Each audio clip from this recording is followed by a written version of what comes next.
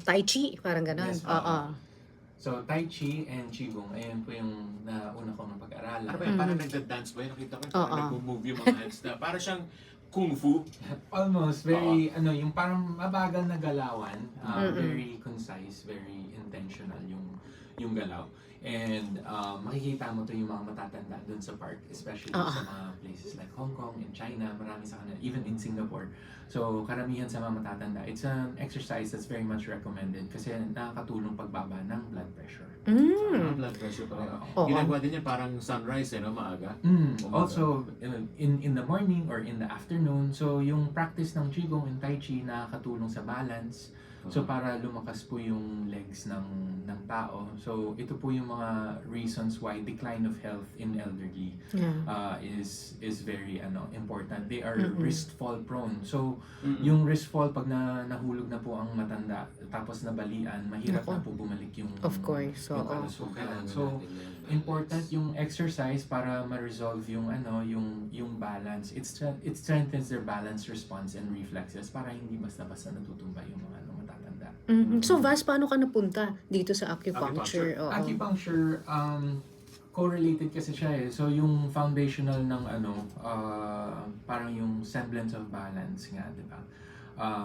When something is too much or too little, masama dun sa katawan. So like yung nabanggit nga ni Brian kanina, too much coffee is bad. But in moderation, it's good kasi balance po siya. So yung concept na yun, since it's Chinese practice, yung Qigong tsaka Tai Chi, I've always heard about acupuncture. And parang natural progression na lang rin na nandun napunta yung yung practice ko. Because yung practice ng Tai Chi and Qigong is para sa sarili. Pero pagdating dun sa acupuncture, dun para sa iba naman. Oo. At hindi mo pwede i-acupuncture ang sarili mo. Talagang dapat may ibang tao na gagawa nito. Ideally, iba yung gagawa sa'yo. Kasi parang ang analogy po nila dun is parang lininis mo yung swimming pool sa sariling tubig. So, ang energy nagpapasahan po ang tao lalo na pag nag-acupuncture rin. So, pag nag-acupuncture po tayo, yung acupuncturist, kailangan maganda yung kalusugan niya, malakas siya, para matreat niya yung pasyente na mas maganda yung yung energy level niya kasi nagpapasahan po. So, that's one. Oo. So, saan isinusuot itong mga needles na ito? Meron bang mga certain points talaga na dapat pagsuotan ng mga karayom? May over 300 different acupuncture points sa katawan. So that's standardized by World Health Organization. And these 300 points, may kanya-kanyang function siya. So ito po yung pinapag-aralan ng acupuncturist. And based po sa presented patterns ng pasyente or complaints, dun po nag-decide yung acupuncturist kung saan dapat itutusok yung karayom. Oo, itong 300 points na ito, may mga kaugnayan din siya sa mga organs natin. Yes po. Oo. So, yung 300 points na po to is divided into 12 channels. So, yung 12 channels na po yun is nagko-correspond po siya dun sa iba't ibang mga organs sa loob ng katawan natin. So, yung 12 channels na yun, meron para sa large intestines, sa small intestines, para sa puso, para sa lungs, and iba-iba po. So, pag may problema yung isang parte in terms of function, pwede po tayo magtusok doon sa corresponding, ano tawag siya para siyang source point. So, pag tinusok po siya, nag-activate po yung katawan in terms of stimulating yung function in lowering or lessening the energy level within that meridian. So, paano mo nalalaman? Oo, kung ano yung sakit ng tao. Kailangan ba previously nagpatingin siya sa doktor at naalam niya kung ano yung kanyang sakit? Yung diagnostic process po ng traditional Chinese medicine tsaka Western medicine, nagkakaiba po. So yung sa traditional Chinese medicine, ang diagnostic protocols po nila is sa pagtingin sa iba-ibang parte ng katawan, tapos sa dila tsaka sa pulso. So, base dun sa nakikita nung practitioner dun sa pasyente, may patterns po nakikita. So, may symptoms po na nadidetect at na nagpapakita dun sa katawan ito po yung pattern na binibigay, either init or lamig ang nakikita, and base doon sa kung mainit ba or malamig, nag-a-adjust yung acupuncturist doon sa kung kailangan niya taasan or babaan yung energy nung tao doon sa meridian na yun. So meron din kayong pang-diagnose sa traditional medicine Yes. na ano ito, machine? Is this a machine? Actually, it's purely, wala pong specific machine that's being used. Okay. So, it is yung palpation lang. So, Talaga? hahawakan, Pupulsuhan tsaka lang. titingnan rin yung dila. Yung dila lang. Yung dila mismo. Akala ko may machine na parang ipang Oo. titingin dun sa dila. Wala. So, No, wala. So, Oo. pag linabas mo kasi yung dila mo, yung may specific part siya. Iba-ibang parte, makikita mo kung ano yung parte, may parte na nakaugnay para sa puso, may parte na nakaugnay para sa atay, may parte na nakaugnay para sa tiyan. And yung kulay, yung coating, yung nginig, pati yung nginig nung dila pag Talaga? linabas, may ibig sabihin po at signal na pattern presentation ang sinasabi. Mahusay ka sa gana, makikita mo. Yes po. Talaga, Mabilis mo dila ba sa tayo? Mamaya baka makita sa camera. Oo, Didila ba tayo? Ako, kakakain ko lang. Paano yan? Kakakain ko lang ng candy. Ano kunyari may patingin sa'yo, sinabi nila na I think this is what I'm feeling. Ganito, ganyan. Tapos i-check mo. What if mali yung sinasabi naman pala niya? Important pa rin yung sensation ng tao. So, yung chief complaint niya, ayun po yung hinahanap rin natin eh. So, pag sabi niya, ang pakiramdam ko mainit. Pero pag chinek mo siya, biglang may hina pala dun sa ibang parts. Kasi pag sinabi ng pasyente, masakit ulo ko, it is categorized sa Western medicine as headache lang siya. So, sa Eastern medicine, pag sinabi headache, there are different variations, 5 variations to why there is a cause of headache. So, a headache can be caused by a deficiency in the kidneys. So, ibig sabihin, deficiency ng kidney, hindi naman ibig sabihin na may problema dun sa kidney niya mismo. Agad-agad, Oo. Ibig sabihin lang po kasi yung kidney in Chinese medicine is our source of energy. So, pag pagod ang tao, exhausted siya, hindi nakatulog na maigi, posible po from the kidney channel is depleted, deficient siya. So, yung manifestation nung parte ng ulo na masakit is sa likod. So, this is where the pain will manifest. And yung sakit ng ulo na rin to, since ang kidney is the cooling effect for the heart.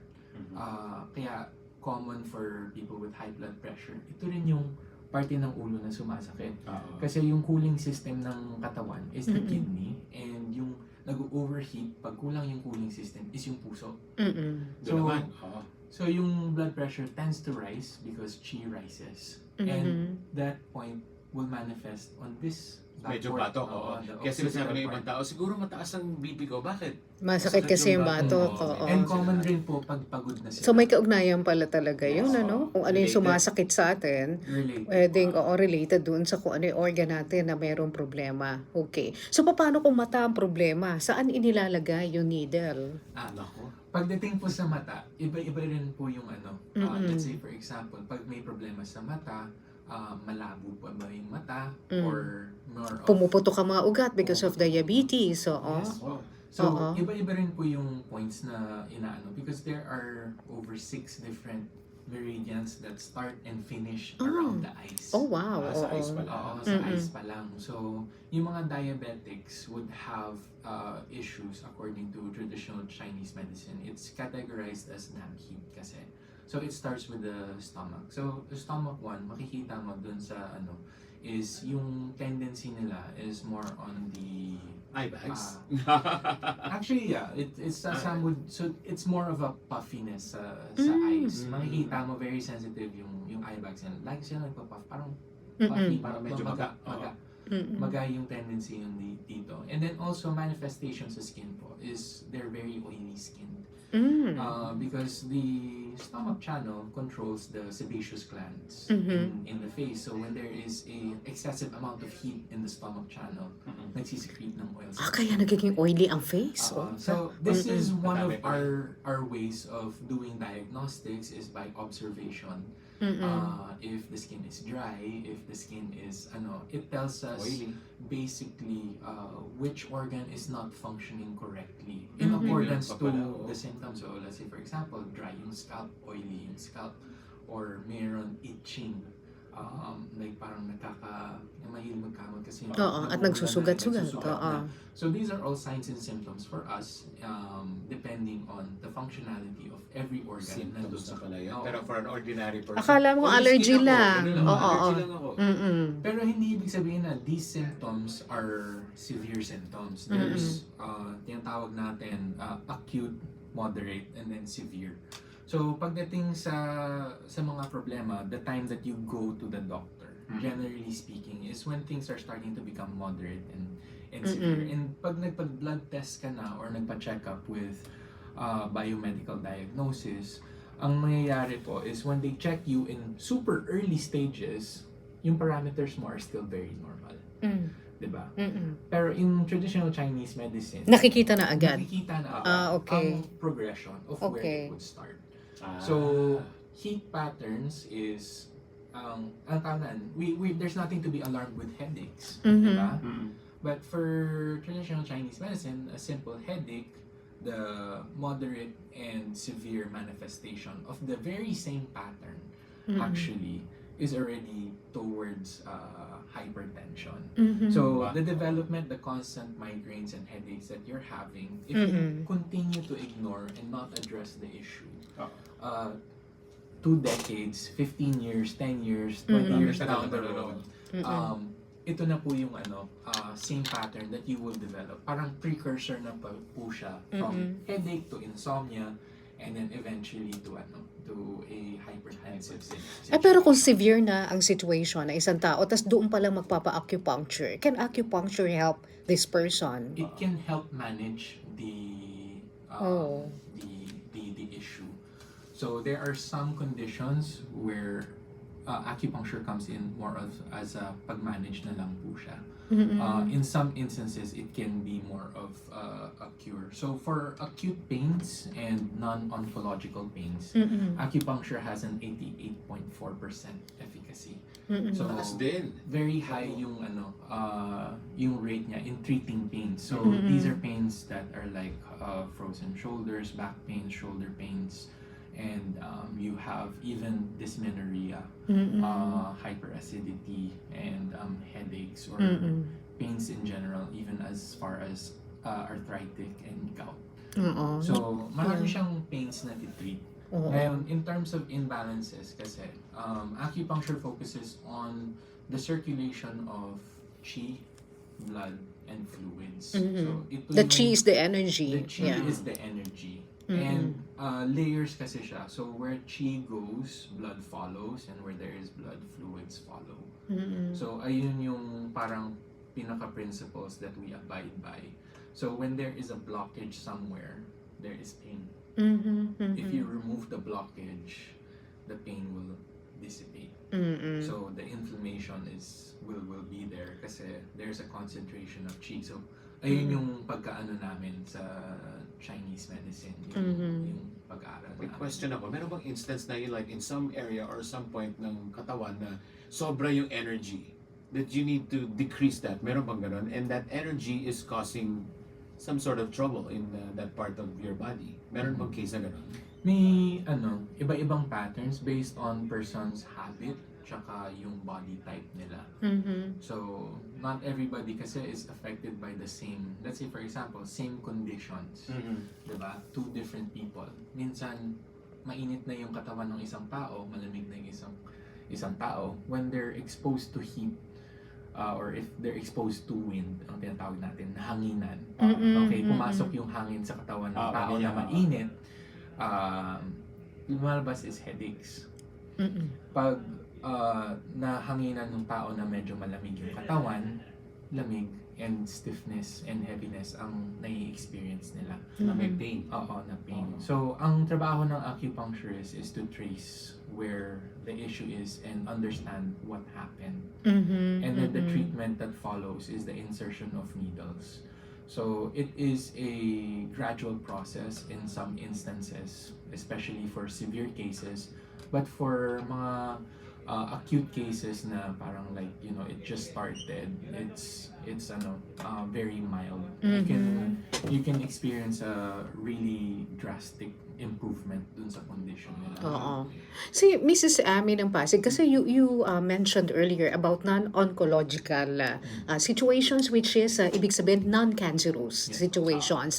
Pero ang tanong kasi ni Mrs. Ami ng Pasig, kung may cancer na ang isang tao, magagamot daw ba ito ng acupuncture? Acupuncture cannot cure cancer. So, what acupuncture can provide is relief for it is a supplementary treatment and therapy to help you in your journey to fight cancer. So it can help boost your immune system so that you can fight cancer a little bit better. If you're going through chemotherapy and you will experience nausea and a lot of heat sensations, that's where we come in to try and reduce the amount of Yun lang, yung pain of lang nausea. talaga. Yung pain Oo. lang tatanggal. Pero hindi ito nakakaliit ng bukol, hindi ito makakawala ng bukol ng cancer. Oo. Hindi rin to preventive. It is more of a preventive. So, Oh, okay. prevention of Cancer? Prevention. So, in traditional Chinese medicine, cancer is referred to as an abnormal growth. Yeah. Oo. It is also cold dampness within the body. So, where again, like the principle I mentioned before, is where there is qi, there is blood, and where there is blood, there is also growth. So what happens is when there is an excessive amount of qi that gets stuck in a part of a body. Doon nagkakaroon ng growth ng tumor. Yes po. Oh, okay. So kung kunyari may acupuncture, pwedeng maayos mo na kagad yan, yung blockage of the qi. So, Blockage of qi can para be hindi niya addressed by i-feed acupuncture. yung blood at magiging tumor. Oh, wow. So, marirelieve ka from that. Oo. So it's more of a preventive Wow, talaga, treatment ha? that you can do. Napatunayan na talaga yan. Na, In terms of this is based on ancient texts. Oo. So as far as the clinical, whether there still needs to be studies as far as yung direct correlation, because there's so many causes for cancer. Yeah, So we yeah. have yung mga environmental causes, we have like exposure Yung to pagkain, toxins, oo. and from different types of foods and all sorts of things. So sigarilyo. it's one of those. So it's not it's one only of the those qi. things, it's not just one of those. It's a multi-factor illness that we're dealing with. And it's very Ay. hard. Yeah. Okay. So it's it's time for us to pause for a while. Magbabalik muli kami kasama si Fast Bismarck para tungkol sa acupuncture. Mag-news break po muna tayo. Okay, babalik po ang Department of Health. Kasama sina Maru Pahati Sarne at Dagdag si mo pala? Brady Braganza.